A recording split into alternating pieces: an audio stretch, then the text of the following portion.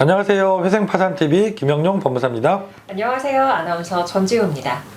법무사님, 네. 오늘은 이제 최근 개인회생과 개인 파산과 관련해서 네. 문제가 되고 있는 다양한 이슈들에 관한 이야기를 좀 나눠보면 어떨까 싶습니다. 네네네.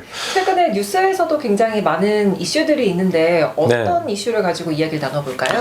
제가 어제 하루 종일 최근에 신문에서 언론에서 보도됐던 내용들을 쭉 찾아봤어요. 그래서 세 가지 정도 얘기를 해보려고 하는데요. 첫 번째는 우리가 지금 코로나 때문에 그 자영업자분들, 국민들이 고생하신 기간이 3년 이상 길잖아요. 이 코로나 위기를 극복하기 위해서 특히 자영업자분들한테 정부에서 그 코로나 대출을 많이 해줬죠. 그렇죠. 그리고 그 만기를 연장을 계속 상환 유예해 줘 왔습니다. 여러 차례.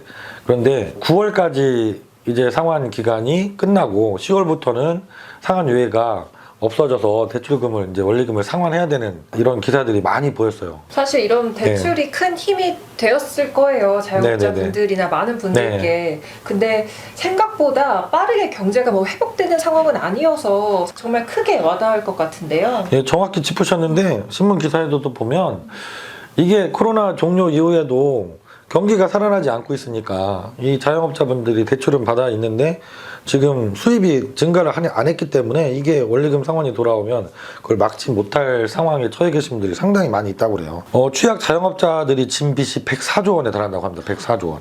이게 한국은행에서 자료를 발표한 건데요. 이 중에서 10%가 연체 상태에 이미 빠져 계시다고 그래요. 그래서 자영업자들 금융부채 총액이 지금 1,033조 원? 어마어마하죠. 이게 코로나 이후에 348조가 늘어난 거라고 해요. 그러다 보니까 지금 갑작스럽게 최근 몇 년 사이에 급격하게 자영업자들 대출이 늘었는데 이게 오는 9월에 원리금 상환 유예 기간이 끝나고 10월부터는 상환에 들어가야 되기 때문에 걱정들이 너무 많으시고 이 법원에서도 걱정들이 많으신 것 같아요. 개인회생 사건이 폭증했잖아요. 45% 가까이 증가를 했는데 이 하반기에는 더 큰 그 증가율을 보이지 않을까, 그리고 파산 신청자도 크게 늘어나지 않을까, 이런 우려가 좀 되는 기사입니다. 대부업체 연체율이 무려 지금 10%를 넘었다고 하고요. 저축은행도 석 달 이상 이자를 못 내시는 분들이 5%를 넘어가고 있다고 해요. 그래서 은행권에서 대출을 받으신 분들은 아무래도 상대적으로 좀 신용이 좋은 분들이잖아요. 근데 이분들 연체율도 지금 급격하게 늘어나고 있다고 하는 기사들이 많이 보입니다. 네. 혹시 또 다른 좀 큰 이슈가 있을까요? 하반기에 또 많은 분들이 걱정하시는 게 이 역전세가 심화될 거를 걱정하고 계세요. 역전세는 보통 우리가 주택을 임대하면 2년 계약을 하잖아요. 근데 내가 계약했을 때 당시보다 전세 금액이 오히려 떨어지는 거예요. 예를 들어서 내가 뭐 5억짜리 전세 집에 살고 있는데 지금 전세 시세가 그거보다 떨어져서 4억밖에 안 해요. 이런 걸 역전세라고 하거든요. 그러면 집주인 입장에서는 1억을 내가 돈을 마련해서 종전에 세입자한테 주고 내보내야 되잖아요. 새로 들어오는 세입자한테는 4억밖에 받지 못하니까 1억을 내 돈으로 마련해서 줘야 돼요. 근데 그러지 못하는 집주인들이 많이 생길 수 있는 상황인 거죠. 그러면 집주인들도 뭐 개인회생이나 파산을 해야 되는 상황이 생길 수 있고 전세금을 다 돌려 못하는 세입자분들도 또 신용에 문제가 생길 수 있는 그런 상황이 올해 9월부터 또 많이 예상이 된다. 그런 것들을 걱정을 해왔습니다. 역전세보다 더 심한 건 깡통주택 때문에 찾아오시는 분들도 최근에 많이 늘고 있거든요. 이 주택 가격이 전세 보증금보다 못해진 거예요. 내가 전세 보증금으로 5억을 받아놨는데 집값은 이제 4억밖에 안 해. 그럼 진짜 큰 문제죠. 그렇죠. 예, 이런 상황까지 벌어지고 있는 경우들이 많아요. 세입자가 지금 계약 만기가 다 돌아와서 이제 이사를 가야 되는데 집주인이 그걸 돌려주지 못할 것 같은 상황이 벌어지면 법적으로 취하는 조치가 있어요. 임차권 등기명령이라는 걸 신청해서 등기부에 내가 임차인이다, 보증금이 얼마다는 걸 등기를 아예 해버릴 수가 있거든요. 임차권 등기명령이 얼마나 많이 들어오는지를 보면 이 역전세의 형상이 수치상으로 확인이 되거든요. 올해 들어서 지금 그 임차권 등기명령 신청 접수 건수가 아주 폭발적으로 늘고 있습니다. 작년 하반기부터 많이 늘어나고 있다고 하는데요. 지난달 기준으로 보면 전년도에는 765건이 접수가 됐었대요. 전국 법원에. 근데 지금 379%가 늘어난 3,670건이 접수가 됐다고 합니다. 올해는. 이거는 내가 임대기간이 지나도 집주인하고 협의가 돼서 보증금을 잘 받고 나갈 수 없겠다. 이런 우려를 하시는 세입자들이 엄청 늘었다는 얘기죠. 그래서 이 신문 기사를 보면 객관적인 수치로 지금 역전세 문제가 하반기에 크게 이슈가 되지 않을까. 그래서 개인회생이나 파산을 부득이하게 선택해야만 하는 분들이 많이 늘어나지 않을까 하는 걱정이 좀 됩니다. 좀 상황이 계속 좋아지면 좋을 것 같은데 안타깝습니다. 네네네. 마지막으로 한 가지만 이슈 더 확인해 볼까요? 불편하지만 누군가 해야 하는 일의 속사정. 회생법원 사람들 이야기. 이런 제목으로 기사가 난 게 있었어요. 기사 내용을 쭉 읽어보시면 법원 공무원들이 요즘에 엄청 고생이 많으신 것 같아요.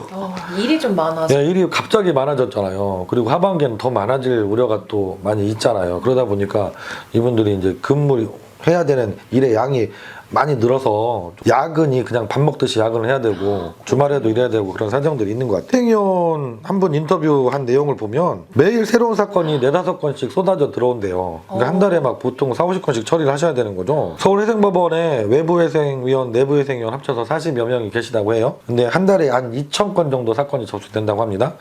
그러면 제가 계산해 보면 한 분당 거의 한 50건 정도씩 처리를 해야 돼요. 그래서 기사의 마지막 줄이 이들에게 야근은 필연적이다 이렇게 매짐을 하고 계시거든요.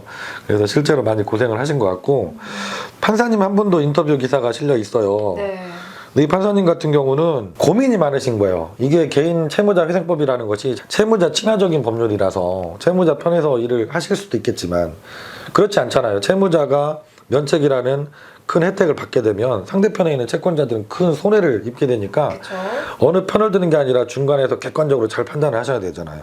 그래서 복잡한 사건 같은 경우는 이 인터뷰하신 판사님은 사무실에서 검토하다가 이제 집에 퇴근해야 되니까 너무 늦은 시간이니까 집에 가시면 잠자리에서도 파산 신청 인용 여부에 대해서 판단하느라고 꿈속에서도 사건이 왔다 갔다 한다고 하시네요. 이 판사님 인터뷰 기사 마지막 줄도 이렇게 돼 있어요. 이들에게 야구는 당연한 일상이다. 그러니까 판사님들도 고생이 너무 많으신 것 같아요. 이 기사 중에서 여러분께 꼭 드리고 싶은 말이 한마디 있습니다. 이 접수 창구에 계신 공무원께서 하신 말씀이에요. 그 접수 창구에서 일하다 보면 그 신청하시는 분들이 막무가내로 이렇게 막 답변을 요구하시고 좀 과한 요구를 하시는 경우들도 있어서 많이 힘든 경우가 있다고 하는데 그런 힘든 것들을 다 날리는 기분 좋을 때가 있다고 해요. 그게 어떨 때일까요? 예, 한마디 하고 가시는 거죠. 신청하시러 오신 분이 접수창구 일 마치고 가시면서 고맙습니다, 수고하세요 이 한마디 하고 가시면 그렇게 기분이 좋고 보람을 느낀다고 하시네요. 그래서 여러분들도 이게 법원에 출석하실 일이 있을 때 아니면 파산 관제인 사무실에 가실 일이 있을 때 회생위원과 통화를 할 일이 있을 때 수고하십니다라고 한마디 던져주시면 일하시는 분들도 훨씬 보람을 가지시고 더 일을 잘 해주실 거라는 생각이 듭니다. 오늘은 그 개인회생 파산 관련해서 우리 사회가 좀 하반기에 좀 더 어려운 여건이 되어서 회생파산 사건이 좀 더 늘어날 수도 있지 않을까 하는 우려 섞인 기사들도 살펴봤고요. 보이지 않는 곳에서 이렇게 열심히 일하시면서 우리 회생파산 하시는 분들을 위해서 노력하시는 분들도 계시구나, 이렇게 감사 말씀 전해야 되는 그런 분들 사연도 소개를 해드려 봤습니다. 네, 오늘도 시청해주신 구독자 여러분들 진심으로 감사드리고요. 저희는 또 여러분들께 이렇게 개인회생 파산과 관련해서 특별한 이슈가 있을 때마다 누구보다 빠르게 여러분들께 정보를 전달해 드리도록 하겠습니다. 시청해주신 구독자 여러분 고맙습니다. 감사합니다.